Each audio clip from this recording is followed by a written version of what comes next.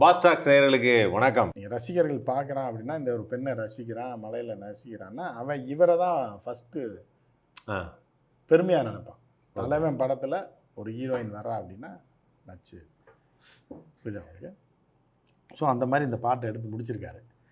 ஆனால் என்ன இருக்குன்னா, சில பேர் சொல்கிறாங்க, நம்ம தம்பிகள்கிட்ட கேட்டேன், இளம் கேமராமேன் தம்பிகள் பிள்ளைங்களாம் நம்ம பிள்ளைங்களாம் வருவாங்களே, 22 வயசு 23 வயசு 19 வயசில் ஆங்கர்ஸு இந்த பிள்ளைங்கள்லாம் வருவாங்க, பசங்க வருவாங்கன்னா என்ன அப்படின்னு கேட்கும்போது அவங்களுக்கு இது ஒட்டவே இல்லை. இது ஒரு பூமர் லவ் பண்ணுறாங்க. அவங்க சொல்ல ஒரே ஒரு விஷயம் என்னென்னா, அவங்களால ஒரு கதாநாயகியாக ஒட்ட முடியலன்றாங்க. எங்கள் அத்தை மாதிரி இருக்காங்க, அது ஒரு மைனஸ் இந்த பாட்டில். ஆண்டி, ஆமாம், இந்த ஆண்டி என்ன எப்படி ஆடுறாங்க, தண்ணியில் நனைஞ்சு ஆடுறாங்க அப்படின்ற மாதிரி அவங்க பார்க்குறாங்க. அந்த அங்கிள் இப்படி ஆடுறாரு அப்படின்ற மாதிரி அவங்களுக்கு வந்து ஹீரோயினாக ஓட்ட மாட்டேன். சிம்பு ஆண்டி வயசான காலத்தில் மழையில் நினையாதீங்க அப்படின்ற மாதிரி அது இவங்க சொல்கிறாங்க. அந்த பசங்க அப்படி தான் சொல்லுவாங்க, எதை எடுத்தாலும் பூமர்னுவா இல்லை என்ன, அவங்கள விடுங்க. ஆனால் இவர் வந்து ஒரு ஆன்டி ஹீரோவாக அதில் வந்திருக்காருன்றது தான் அது ஆன்டி ஹீரோ இவங்க சொல்கிறது. பசங்க நம்ம சொல்ல, ஏன்னா நம்ம வந்து அவர் ரசிகர்கள், நம்ம டிஆரை ரசித்தவங்க, டிஆரோடைய எடுக்கக்கூடிய ஒவ்வொரு காட்சியும் ரசித்து பார்க்கக்கூடியவங்க, அந்த மனநிலையில் நம்ம வளர்ந்தவங்க, புரியுதாங்க. ஆனால் இந்த பசங்க பொடி பசங்க இருக்காங்க, இவங்க வந்து இவர் ஆன்டி ஹீரோவாக நிறைய. ஆனால் வியூஸ் போயிருக்கேன் கிட்டத்தட்ட. நான் நேற்று பார்க்குறப்போ ஒரு 656K போயிருக்கு, நிறைய வியூஸ் போயிருக்கு. இப்போ வியூஸ் போகிறதுல ஒரு விஷயம் என்ன அப்படின்னா, இப்போ கல்யாணத்துக்கும் ஒரு குடும்பத்தோடு போவாங்க. ஆமாம், 60ஆம் கல்யாணத்துக்கும் போவாங்கல்ல, புரியுதா இல்லையா. ஒரு பெரியவங்ககிட்ட ஆசீர்வாதம் வாங்குறதுக்கு போவாங்களா இல்லையா. அப்புறம் அங்கே மட்டும் என்ன 60ஆம் கல்யாணத்துக்கு இவ்வளோ பேர் வந்திருக்காருன்னீங்கன்னா எல்லாம் ஒரு அந்த கல்யாணத்துக்கு போகிறதுக்கு இவங்க ஆசி வழங்க போவாங்க. ஒரு 18 வயசு பிள்ளைக்கு 21 வயசு பையனுக்கு கல்யாணம்னா இவங்க போய் ஆசி வழங்குவான். 60ஆம் கல்யாணத்துக்கு இவன் போய் ஆசி வாங்குவான், புரியுதா உங்களுக்கு. கரெக்டு. ஸோ அந்த மாதிரி தான் இது ஹிட் ஆகிடும். நமக்கு வந்து ரெகுலராக நம்ம அண்ணன் கல்யாணன்ற மாதிரி அந்த இதான சிஜி ஒர்க்லாம் பார்த்தீங்கன்னா, நீங்கள் குதிரை இணைஞ்சுதா, மானும் இணைஞ்சுதா, பாம்புன்னு ஒரு இடத்துல வந்து பாம்பு அது ஒன்று. ஏன்னா பாம்பு வந்து முத்தம் கொடுக்கவே கொடுக்க, பாம்பு கொடுத்துருக்கு. பாம்பு வந்து பார்க்குறவனுக்கெல்லாம் முத்தம் கொடுக்கும், ஆனால் இன்னொரு பாம்புக்கு முத்தம் கொடுக்க, அதை தெரிஞ்சுக்கிங்க போது, புரியுதா. பாம்பு என்ன பண்ணுன்னா, அது வந்து தன்னை தாக்க வராங்க கொல்ல வராங்கன்னு நண்டை பார்த்தாலும் கொத்தும், நாயை பார்த்தாலும் கொத்தி. பாம்பு 2 மவுத் கிஸ் கொடுக்குற மாதிரி வச்சுருக்காரு. அதில் வந்து சிஜி பண்ணுற பசங்க வந்து என்ன பண்ணியிருக்காங்கன்னா, தெளிவாக ஒரு வேலை பண்ணியிருக்காங்க. அந்த நாக்கை இறக்கிட்டாங்க, கொடுக்கு நாக்கு மாதிரி இருக்குல்ல, இதில் தான் விஷம் இருக்கும், அதில் தான் கொத்தும். நீங்கள் அதில் மவுத் கிஸில் திருப்பி பார்த்தீங்கன்னா தெரியும், 2 பாம்பு வாய் சேரும்போது அந்த நாக்கு கீழே இறங்கிடும் ஒரு பாம்புக்கு. அது பசங்க தெளிவாக பண்ணியிருக்காங்க. சார் சொல்கிறாரு பாம்பு கிஸ் கொடுக்குது, அது கருநாகம், கொடூரமான கருநாகம். அந்த காதல் இல்லை, அவருடைய மென்மையான இதே அதை தான் காட்டுது. ஒரு கொடூரமான ஒரு விலங்கை வந்து ஒரு காதலுக்குள்ளே கொண்டு வந்து அது ரெண்டும் நட்போட இருக்குது. காதல் வந்து யாரை வேணாலும் ஒன்று சேர்த்துருவோம். இல்லை, இப்போ அவர் கருநாகத்தையே வந்து நல்ல ஒரு நிலையில் இல்லை. அது ஏன்னா இந்த மொத்தத்தில் வந்து குதிரைன்னாரு, மான்னாரு, நண்டுன்னாரு. நண்டு கூட என்ன சிம்பு வச்ச மாதிரி இருந்தது.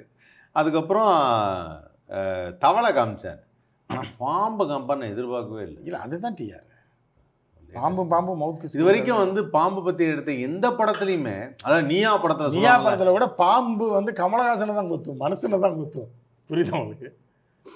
எதுலேயுமே காமிக்காத ஒரு விஷயத்தை வந்து அதுதான் அவருடைய கற்பனை தானுங்க. படம்ன்றது என்ன பார்க்குறப்ப இந்த பேசுகிறீங்களா, இப்போ இந்த பாம்பு முத்தம் கொடுக்குறதுனால தான் எவ்வளோ நேரம் நீங்கள் பேசுகிறீங்க, இல்லைன்னா அந்த சப்ஜெக்டுக்குள்ளே வரமாட்டீங்கல்ல, புரியுதா அவருக்கு. ஸோ அந்த ஒரு வித்தியாசமான ஒரு கோணத்தில் அவர் பார்த்துருக்காரு.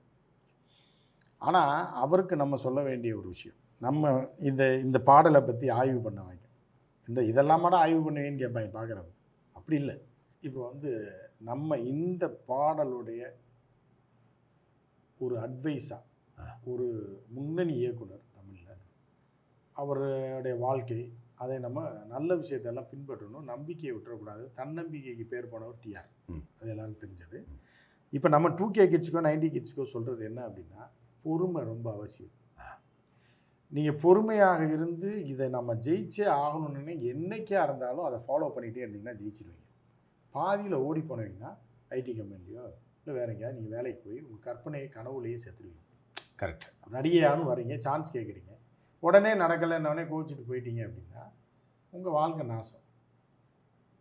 புரியுதா உங்களுக்கு? 20 வருடம் வெயிட் பண்ணால் அதை ஃபாலோ பண்ணிகிட்டே இருந்ததுக்கு இன்றைக்கி அந்த பெண் இருக்குது. கவிதாவுக்கு கிடைத்த வெற்றி மகத்தான வெற்றி. ஏன்னா அவ்வளோ பொறுமை இருக்குது. வெற்றிக்கு பொறுமை அவசியம். இதை சொல்லலை, எருமையை விட பொறுமை அவசியம். ஸோ அந்த மாதிரி வந்து அந்த பொறுமையின் விளைவாக இன்றைக்கி அந்த பொண்ணு 25 வருஷத்துக்கு அப்புறம் ஹீரோயின் ஆகி 35 வயசு 40 இருக்கும்னு நினைக்கிறேன், 40 இருக்கும், மேபி மோர் இருக்கலாம். ஆனால் தெரியல. ஸ்ட்ரக்சரில் எந்த பாதிப்பும் இல்லை. அருமையாக பெர்ஃபார்ம் பண்ணியிருக்காப்புல.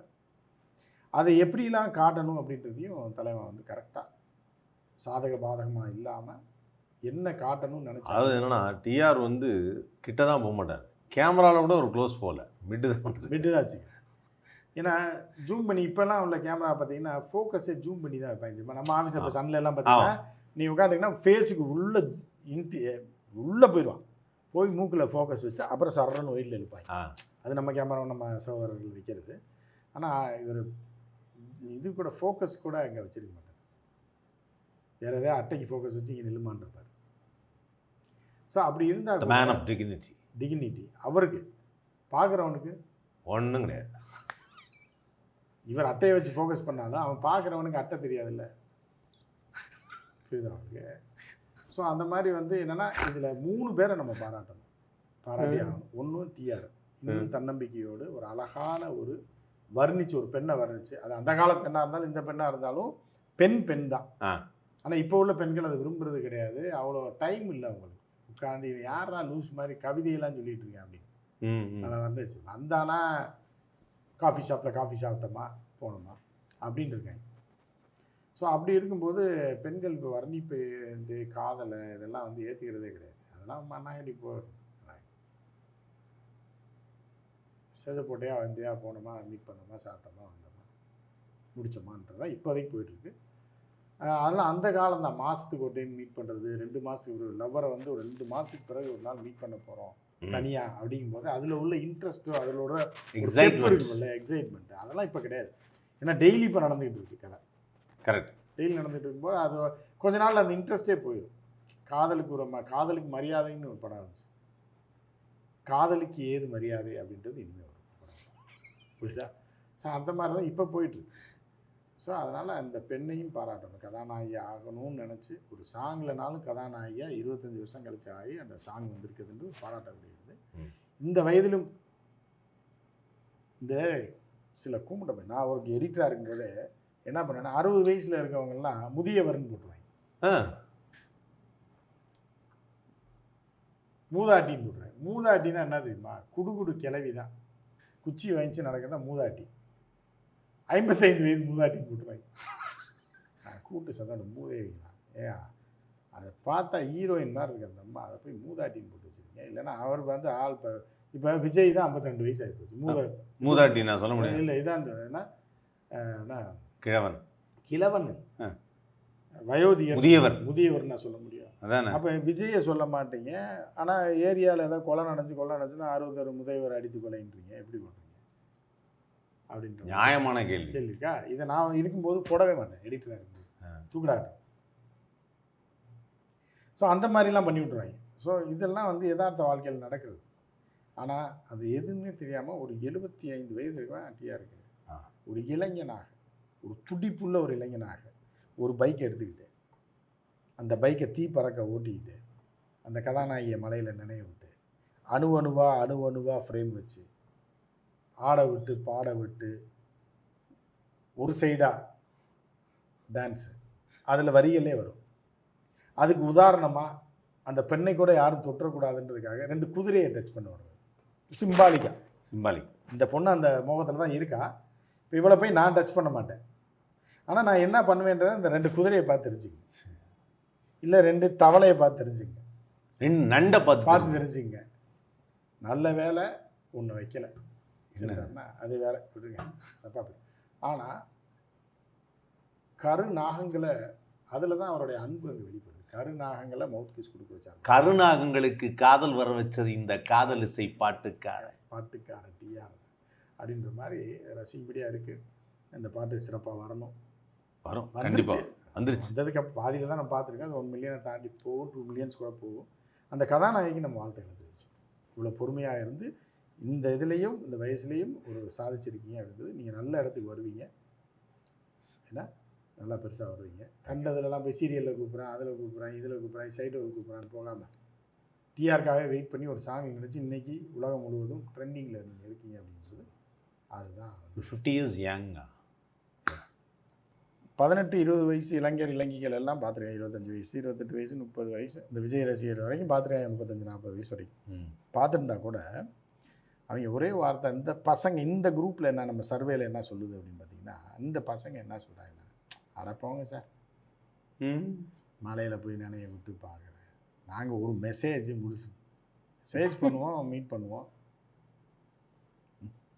நாங்கள் கார்லேயே லவ் பண்ணி முடிச்சிருவோம், கார்லேயே ஆட்டையை முடிச்சிட்டு இது போய் மலையில் நினைய விட்டு அதுக்கு 1 மணி நேரம் உட்காந்து இதுக்கு பாட்டு வேறு பாடி அந்த அளவுக்குலாம் ஒருத்து கிடையாது சார். மெசேஜ் போட்டால் வரப்போகுது,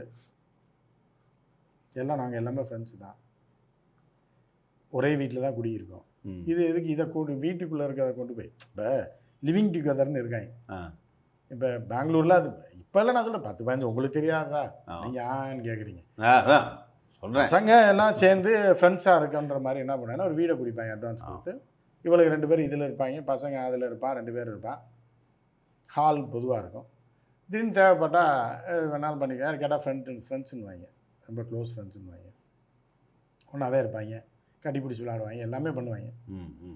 பண்ணிவிட்டு தேவைப்பட்டால் எல்லாம் பயன்படுத்திக்குவாங்க. அப்புறம் எவனா ஒருத்தனை கல்யாணம் பண்ணிட்டு அப்படி போயிடும். அப்புறம் அவன் எதாவது சொன்னால் அவனை டைவர்ஸ் பண்ணிட்டு இன்னொருத்தன் கூட போயிடுவாங்க.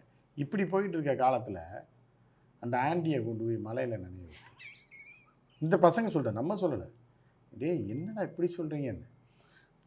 சார் நீங்கள் வந்து வயசாகி போச்சு உங்களுக்குலாம், நீங்கள் பழைய ராஜேந்தர் சாரை வந்து நீங்கள் பார்த்துட்ருக்கீங்க, அந்த இதில் அந்த ஆண்டியை நீங்கள் ரசிக்கிறீங்க, ஓகே உங்களுக்கு ஈக்குவல் ஓகே. ஆனால் எங்களுக்கு வந்து எங்கள் அத்தை ஆடுற மாதிரி இருக்குது, பெரியம்மா ஆடுற மாதிரி இருக்குது. ஒன்று. ரெண்டாவது, எங்கள் காலமே வேறு சார், ஜஸ்ட்டு டெக்ஸ்ட்டு தான். எங்கே இருக்க? விருகம்பாக்கம். நீ? நான் Kodambakkam bridge. It's okay. By car? I'm also I'm bike. Okay, stop the bike and Audi pick you fast. அவ்வளோதான். ஒரு 11 மணிக்கு போய் பிக்கப் பண்ணால் அப்படியே ஒரு ரவுண்ட் அடிச்சுட்டு காரில் எல்லாம் முடிச்சுட்டு சாப்பிட்டுக்கிட்டு ரவுண்ட் அடிச்சு ஒரு 2 மணிக்கு வந்துடுவாங்க. இவன் அந்த பக்கம் போயிடுவான், அவன் இந்த பக்கம் போயிடுவான். இப்படி இருக்கிற நேரத்தில் இவங்க வந்து மலையில் நினைக்கிற மாதிரி பாட்டு எடுக்கிறாங்க போது ஒரு காமெடியாக தான் இருக்குது. உண்மையிலே அது வந்து அந்த பாட்டை பார்க்கும்போது ஆனால் ஒரு பெரிய மன மகிழ்ச்சியாக இருந்தது. அதாவது அவர் ஒரு உணர்வுக்காக எடுத்திருப்பார். அந்த உணர்வு இப்போ செத்து போச்சே இல்லையே, அந்த உணர்வு வரல. இல்லை இப்போ காதலே கிடையாதுங்க. இவர் எந்த காலத்துலங்க இருக்காரு? ஒரு பெண்ணை வர்ணித்து பாடுற அளவுக்கு அவள் வெயிட் பண்ண மாட்டாங்க.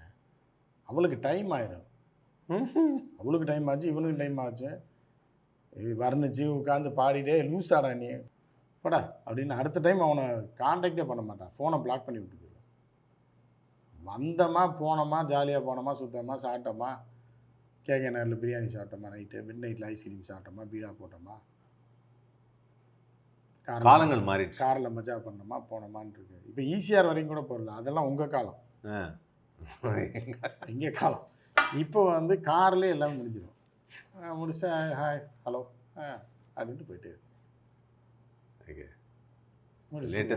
அந்த மாதிரி போயிட்டுருக்கு. இப்போலாம் அந்த லவ்வு, ஒரு உண்மையான அன்பு, உண்மையான காதல், அவளை ரசிக்கிறது, அவளை வர்ணிக்கிறது, அவளை பாடுறது, அவளை கவிதை எழுதுறது, இதெல்லாம் இப்போ கிடையாது. இதெல்லாம் வந்து பூமர் காதல். தலைமை ஏதோ காசு எவனோ அந்த சரி பண்ணி ஏதோ பாட்டு எடுக்க விட்டுருக்காங்க, எடுத்திருக்காரு, அதுவும் போயிருக்கு. இது எதுக்கு போகும் அப்படின்னா, சில பேர் வரலாற்று படம் பார்க்க ஆசைப்படுவாங்க, சின்ன பசங்களாம், புரியுதா உங்களுக்கு?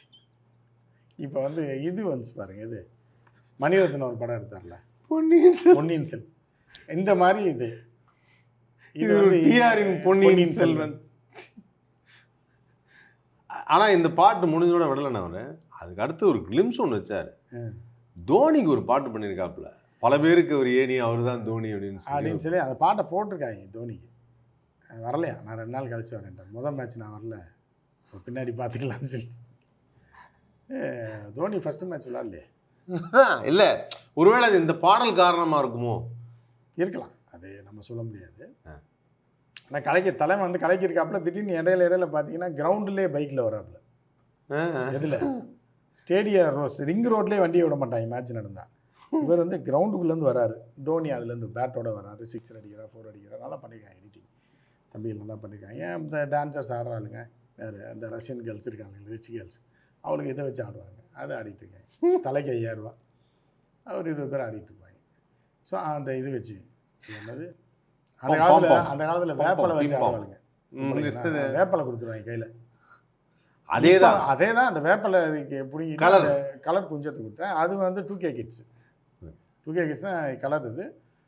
80 கிட்ஸ் அப்படின்னா வேப்பலை அதுதான் நல்லா கொடுக்கணும்னு ஆடும். அது வந்து மியூசிக் இல்லாமல் ஆடும். அது பார்க்குறதுக்கு வேறு மாதிரி இருக்கும், இது பார்க்குறதுக்கு வேறு மாதிரி இருக்கும். சிறப்பான அந்த மாதிரி எடுத்திருக்காரு. நல்லா வரட்டும், எப்படியும் போகும், நல்லா போகும், எல்லாம் பார்ப்பேன். ஏன்னா இது 80s 80s எப்படி இருந்தது காதல், இந்த கதாநாயகி எப்படி டீல் பண்ணாங்க, பாட்டு எப்படி இருந்துச்சு, 80s உள்ள ஒரு ஆண் எதை ஒரு பெண் ரசித்தா, எப்படி ரசித்தா அப்படின்றது இப்போலாம் கிடைக்காது. இவர் இன்னமும் பாடுறாருமா நடுவில் வந்து நல்லா தானே பாடுறாரு. அந்த காதலுக்கான உணர்வு வரும்போது அதுதாங்க மாடுலேஷன்னு. ஒரு இசையமைப்பாளர் ஏசுதாஸ் ஸ்டேஜில் சொல்கிறாரு, என்ன சொல்கிறாரு அப்படின்னு பார்த்தீங்க அப்படின்னா, எனக்கு இவர் பாட்டு சொல்லி கொடுத்த விதத்திலேயே நான் ஆஃப் ஆகிட்டேன். ஒரு மேடையில் பார்த்தீங்கன்னா, ஆமாம் பார்த்தேன் அப்படி இருக்கும்போது அந்த காலத்தில் வைகை கரை காற்றே நில்லு, வஞ்சிதனை பார்த்தா சொல்லு, மன்னன் மனம் மாறுதுன்னு, வஞ்சிதனை தேடுதுன்னு, காற்றே பூங்காற்றே அப்படின்னு அதை சொல்லி கொடுக்குற விதத்தில் ஏசுதாஸ் ஒரு பெரிய ஜெயண்ட்டுங்க. உண்மையிலே உண்மைதான். அவர் வந்து இந்த பாட்டை பாடி என்ன ஹிட்டு தெரியுமா, அந்த பாட்டு சூப்பர் ஹிட். அதே மாதிரி எஸ்பிபி சாரும் ஒரு தடவை சொல்லியிருக்காரு, சலங்கையிட்டால் ஒரு மாதங்கிற பாட்டுக்கு அப்படி வந்து எனக்கு அவர் வந்து எனக்கு கொடுத்த நோட்ஸ் எல்லாம் அப்படி இருந்தது. இப்படிலாம் ஒரு இல்லை டிஆரே சொல்லியிருக்காரு. இப்போ இவர் வந்து எஸ்பிபி பெண்ணாக பிறந்துட்டு தான் நான் கல்யாணம் பண்ணியிருப்பேன், அது தெரியுமா? எத்தனை பேஜ்லேயே சொல்லியிருப்பார். எத்தனை ஆண்டு காலமாக இது மாதிரி நடந்துருக்கு. அது அவரை சொல்லிடக்கூடாதுன்னு நான் பெண்ணாக அடுத்த ஜென்மத்தில் பிறந்து எஸ்பிபியை கல்யாணம் பண்ணேன். இப்போ 2K கிட்ஸுக்கெல்லாம் டிஆர் தான் முன்னோடி. இப்போ இன்னைக்கு பாருங்கள், இந்த இப்போ ராஜ்மோகன் சொல்கிறாப்புல இல்லை, அடுத்த ஜென்மத்தில் பெண்ணாக பிறந்து விஜயை கல்யாணம் பண்ணுவேன்னு, புரியுதா? அப்படின்னு டைவர்ஸ் பண்ணிடுவார். அது கொஞ்ச நாள் வாழ்ந்தாலும் வாழ்ந்துட்டு அப்படியே டைவர்ஸ் பண்ண வேண்டியது. அதில் என்ன இருக்குது? அது அவர் வழக்கம் தெரிஞ்சு தானே பண்ணுறாரு. ஒரு நாள் வாழ்ந்தாலும் உன்னோட வாழணுன்றாங்களா, அந்த காமெடி. ஒரு நாள் நீங்கள் டைவர்ஸ்ன்றது 10-20 வருஷம் வாழ்ந்துருக்காங்க. இது இப்போ ராஜ்மோகன்லாம் 2 நாள் வாழ்ந்தா பார்த்தாதா? அவர் ஆசைப்படுறாருன்னு இருக்காரு. செட்டில்மெண்ட் தான் முக்கியம். ஆமாம், அப்படின்ற மாதிரி ஒரு இது இருக்குது. நல்ல விஷயம். ஸோ இது டிஆர் வந்து இந்த மாதிரியா ஒரு விஷயத்தை பண்ணியிருக்காரு. சிறப்புண்ணே. இந்த பாடலை பற்றி இவ்வளோ தூரம் விளக்கி சொல்லும்போது தான் அதனுடைய அந்த ஆழமான கருத்து என்னங்கிறது தெரியும். இதை பார்த்துட்டு பல பேர் அந்த வரலாற்றை திரும்பி பார்ப்பாங்க. அந்த பாட்டை கட்டாயம் பாருங்கள். ஏன்னா இந்த வயதிலும் அந்த இளமை ததும்ப ஒரு சாங்கை ரெடி பண்ணி ஒரு ஹீரோயினை 20 வருஷத்துக்கு முன்னாடி சான்ஸ் கேட்ட ஹீரோயினை இன்றைக்கும், அதாவது வாழ்க்கையில் முன்னேறணும்னா பொறுமை அவசியம். ஒருத்தரை நம்பிட்டோம்னா கடைசி வரைக்கும் நம்பணும். 2 நாளில் ஓடி போயிடக்கூடாது, ஒரு வாரத்தில் ஓடிடக்கூடாது, வாய்ப்பு தரமாட்டாங்க. 1 மாதம் ஆகலாம், 1 வருஷம் ஆகலாம், 20 வருஷம் ஆகலாம். இந்த எடுத்து ஹிட் பண்ணிட்டார்ல 1 மில்லியன் தாண்டி போகும்போது அந்த பொண்ணு யாருன்னே வெளியே பக்கத்து வீட்டுக்காரன்னு கூட தெரியாது. இப்போ ஆனால் அது டேலண்ட் பாட்டு கேட்டுச்சுல்ல, இன்னைக்கு வரைக்கும் பொறுமையாக இருந்து சாதிச்சிருக்கு. அதாவது என்னென்னா, இங்கே முக்கியமான ஒரு விஷயத்தை நீங்கள் சொன்னதுலேயே நான் என்ன நினைக்கிறேன் அப்படின்னு பதிவு பண்ண நினைக்கிறேன்னா, ஒரு பீக்கில் இருக்கும்போது கல்யாணத்துக்கு கூட்டம் வர்றதுங்கிறது ஓகே. ஆனால் 60ஆம் கல்யாணத்துக்கும் அதே கூட்டம் வருதுங்கிறது இருக்குல்ல. இன்னைக்கு யூடியூப்ல 1 மில்லியன் போச்சுன்னா அது பெரிய ஹிட். பெரிய ஹிட். அது எந்த மியூசிக் டைரக்டர் போட்ட 5000 பேர் கூட பார்க்க மாட்டேறேன். அப்போ இவர் லேட்டஸ்ட் ட்ரெண்டில் தான் இருக்காரு. ட்ரெண்டில் இல்லை, இவர் ஏற்கனவே இருந்த அந்த அந்த புகழ் உச்சியில் இருந்தார்ல, அந்த எஃபெக்ட் இன்னும் இருக்குன்னு இன்னும் இருக்குது. அணுகுண்டு நீங்கள் போட்டிங்க அப்படின்னா நாகசாகி இதை சும்மா அழிஞ்சு போச்சு. ஆனால் இன்னைக்கு வச்சு அதை பற்றி டாக்ஸ் இருக்குது பார்த்தீங்களா, அதனுடைய அந்த அணுவோடைய சக்தி அந்த மாதிரி. அதே மாதிரி நல்ல விஷயங்களும் இவ்வளோ நாள் இருக்குது அப்படிங்கும்போது அது நம்ம பெருமைப்படக்கூடிய விஷயம். கண்டிப்பாக. உண்மையிலேயே வந்து மறக்க முடியாது. டிஆர் வந்து ஒரு பெரிய ஒரு அவரெல்லாம் நமக்கு வந்து ஒரு உந்து சக்தி மாதிரி. இந்த வயசுலேயும் ஒரு சாங்கை எடுத்து 1 மில்லியன் போக வச்சுருக்காரு அப்படிங்கும்போது பெரிய விஷயம். புஷியானதுடைய லாங்குவேஜை சொன்னால் இவர் ஒரு சகபாதத்தம் அப்படின்னு கூட வச்சுக்கலாம். சகபாதம் அப்படின்னு வச்சுக்கலாம். அந்த மாதிரி பண்ணியிருக்காரு. ரொம்ப சகபாதத்தை உருவாக்கிட்டார் டிஆர். அண்ணா தேங்க்ஸ்ண்ணா, தேங்க்யூ ஸோ மச்.